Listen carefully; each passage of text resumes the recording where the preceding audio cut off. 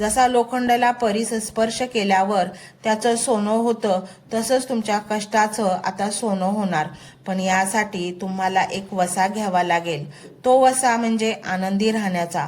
तुमच्या चेहऱ्यावर आता दुःख नको, कारण स्वामींच्या लेकरानं रडणं शोभत नाही. जर तुम्ही अजूनही रडत राहिलात तर त्याचा अर्थ असा होतो की तुमचा स्वामींच्या सामर्थ्यावर विश्वास नाही. आजपासून आरशात बघताना स्वतःला सांगा, मी सामान्य नाही, माझ्या पाठीशी ब्रह्मांड नायक उभा आहे. ही सकारात्मकता तुमच्या रक्ताच्या कणाकणातून भिनू द्या.